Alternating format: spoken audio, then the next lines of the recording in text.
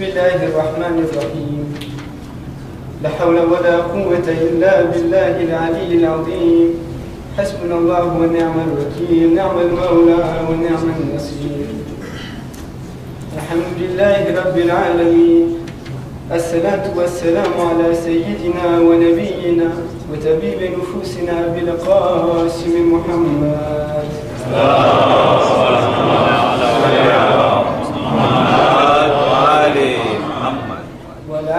وعلى آل بيته الطيبين الطاهرين المعصومين المظلومين أما بعد فقد قال الله تبارك وتعالى في القرآن المجيد بسم الله الرحمن الرحيم يا بني أقيم الصلاة وأمر بالمعروف وانهى عن المنكر واصبر على ما أصابك إن ذلك من عزم الأمور صلوا على محمد وآل محمد.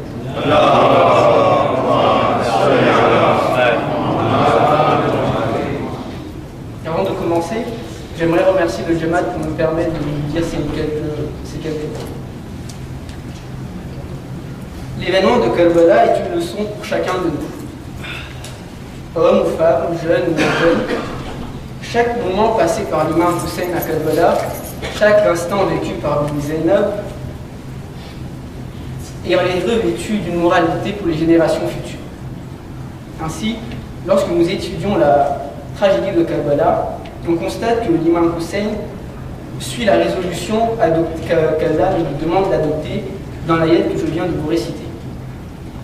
Ô mon enfant, accomplis la salat, commande le convenable, interdis le blâmable et endure ce qui t'arrive avec patience. Telle est la résolution à prendre dans toute entreprise. Nous connaissons l'importance de la salat dans le récit de Karbala. De même, l'imam a souvent exhorté l'armée de Yazid à faire le bien et à interdire le mal. Et enfin, le sujet que j'aimerais aborder avec vous ce soir, la patience. La patience est un thème principal à Karbala. Que ce soit l'imam Hussein lorsqu'il est à Karbala, ou encore Bibi Zainab lorsque les femmes sont prisonnières, ou encore le quatrième imam.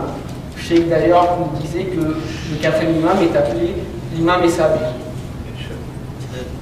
J'aborderai donc durant mon discours, dans une première partie, ce qu'est la patience, ensuite quelles sont ses vertus, et enfin des petits conseils pour être plus patient. On peut définir la patience comme étant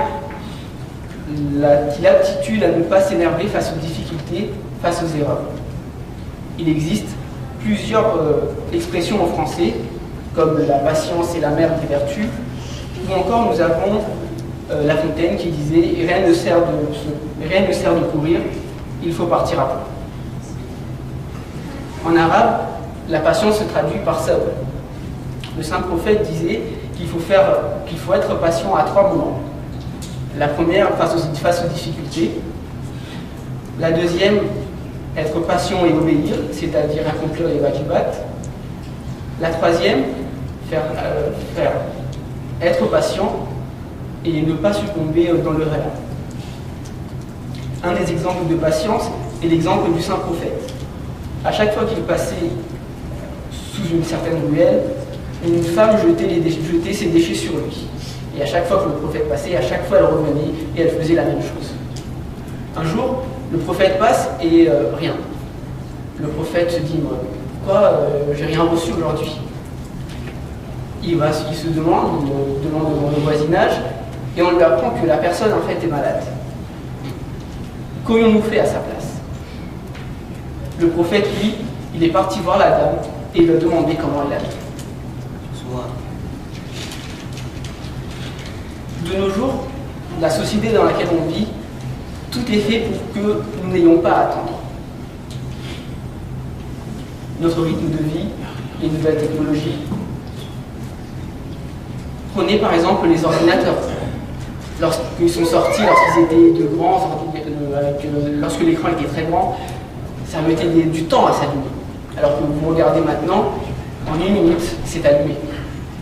Regardez vos téléphones. Avant, il fallait mettre un code. Maintenant, il suffit de le regarder et voilà, il est allumé. Lorsque vous faites une requête sur votre téléphone, sur votre ordinateur, et qu'il prend du temps à répondre, qu'est-ce qu'on fait? Moi, personnellement, je clique dessus jusqu'à carrément anéantir le téléphone. D'ailleurs, si on fait ça, sachez que cela prend encore plus de temps à répondre à la requête. Tout est fait pour que nous n'ayons pas à attendre. Autre exemple, les fast-food. Vous retrouvez le mot fast, rapidité. Tout est fait pour que nous n'ayons pas à attendre. Et lorsque, justement, nous devons attendre, par la force des choses, on est obligé d'attendre, cette situation nous embarrasse. Nous commençons à nous énerver, on ne supporte pas cet événement. La patience est donc une qualité rare, mais importante. Quels sont donc ses avantages? Alors tout d'abord, une personne patiente aura une meilleure santé mentale. Elle sera moins sujet aux dépressions, moins sujet aux sentiments négatifs. En gros, elle sera moins stressée. Vu qu'elle sera moins stressée et qu'elle aura moins de sentiments négatifs, elle sera en meilleure forme physique. Donc être patient, c'est avoir une meilleure santé mentale, une meilleure santé physique. Une étude de 2007 montre aussi que les personnes qui sont patients attirent les autres. Les personnes patientes sont bienveillants et pardonnent facilement. En effet, être quelqu'un de patient, c'est forcément se plaindre moins, râler moins, et on n'a pas forcément envie d'être avec une personne qui passe son temps à se plaindre. Enfin, pas des moindres, une personne patiente est une personne qui réussit. Bill Gates, cofondateur de Microsoft, disait que la patience est une des clés de la réussite. Pour un entrepreneur, être patient, c'est savoir faire face aux difficultés dans la sérénité.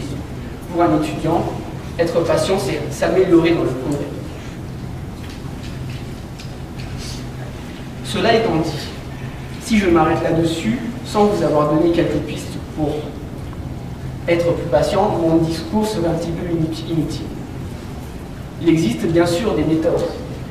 Cheikh Bouchtaba en parlait justement hier à travers les 3 questions qu'on devrait se poser. On peut aussi agir sur notre respiration lors de ces moments ou éventuellement prendre des séances de méditation. Cependant, une des principales clés pour moi serait la gratitude, le shukr. Ce n'est pas pour rien que le prophète disait que la foi est divisée en deux, une partie le sabr et une partie le shukr, la gratitude. Remercions Dieu pour ce que nous avons plutôt que de nous plaindre pour ce que nous n'avons pas. Une personne reconnaissante ne cherchera pas forcément à obtenir davantage. Et donc, elle ne va pas s'impatienter lorsqu'elle n'aura pas quelque chose qu'elle n'a pas. Enfin, il n'y a pas de meilleur conseil pour être patient que de placer sa confiance en Allah. Allah le vit lui-même, il nous a envoyés et il va nous éprouver, il va nous tester. Mais dans ces moments-là, Allah sera avec nous, comme il le dit à l'ayat 157 de la Sourate Al-Baqarah. Bismillahir-Rahmanir-Rahim. Inna Allaha ma'as-sabirin. Les épreuves de la vie, elles seront de toute façon, elles seront là, et on ne pourra rien y faire. Plutôt que de voir le côté négatif des choses et de se plaindre donc, essayons de voir le côté positif. Et puis, de toute façon, si Dieu est avec nous, de quoi avons-nous besoin? Wassalamu alaikum wa rahmatullahi wa barakatuh.